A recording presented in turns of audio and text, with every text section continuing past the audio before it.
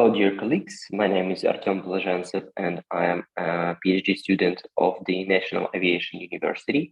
And today I would like to present the study which my colleagues and I are conducted. The topic is Ukraine on the road to the European digital market, status and tools for implementing the European Digital Economy and Society Index in Ukraine. So let's start. Successful development of the digital economy, society in any country requires appropriate public policy and public administration, and it should be based on the quality, reliable, accurate, timely, complete information, as well as the ability to compare their effectiveness and efficiency in other countries, including by applying international ratings and indices. At the international level, in order to compare the dynamics of digital economy and society, different ratings and indices are used, and each of them is designed to highlight a particular aspect of these processes, uses a specific methodology, data sets, and source, and users, and other matrices. For more objective and comprehensive view of the country's place in these processes compared to other countries, experts usually use a set of several global indicators for analysis and evaluation, the result of which can be an important factors to improve public policy and administration, introduction of the best international experience. For the convenience of the analysis, a lot of experts divide well-known global indicators into two groups. The first one, which you can see on the left side, have a greater social focus and reflect the socio-economic integration of society and do not consider the digital transformation of business and industry or trade or etc. The indexes are ICT Development Index, or next I will follow it as IDI, Digital Economy and Society Index, DESI, BCG Economic Digitalization Index, or E-Intensity and Digital Adoption Index. And on the right side, you can see the second group, which has a greater extent for combining institutional, economic, and technological indicators that reflect the development of regulatory and research-based the ICT usage in business and information security. What I would like to say next is that Ukraine, unfortunately, you can find it, according to this table, you can find Ukraine in all indices, but you can see that in most of them, we already represent for some of them since 2014, some of them since earlier, like in Network Readiness Index. Unfortunately, it's not that popular in the European Union, but anyway. What we also can see looking on that number. So most probably, if Ukraine represents on a lot of indexes, we want to focus on that indices where Ukraine still not represents. It's Digital Economy Index, DESI, and Digital Evolution Index. So according to information what we revealed in our study,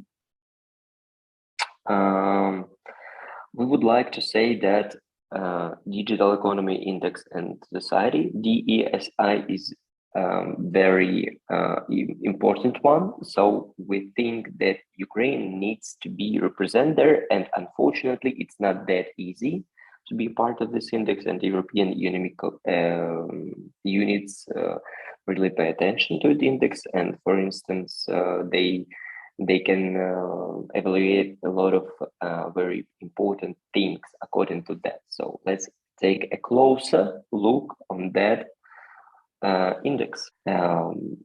as I already said before, the problem of implementing of the ESI index in Ukraine has recently become more relevant because we all, of course, hope to be a part of the European Union family as fast as. So, according to our study, the main problems of implementing the ESI in Ukraine are the following. So the national government statistical system doesn't currently provide all the statistics needed for the ESI. We have unfortunately low quality of data, which our regulators collected. So we don't have government bodies responsible for digital performance monitoring and data collection, especially for this index. No coordination between government agencies involved. Data collected by other agencies except the State Statistics Service of Ukraine are not considered statistics according to legislation, and there is no necessary financial, organizational, legal, and methodological support. At the same time, Ukraine's participation in the formation and presented in these indicators will allow not only to obtain an objective assessment of its place in global trends, but is extremely important information for international investors, which confirms our commitment to the principle of openness and transparency.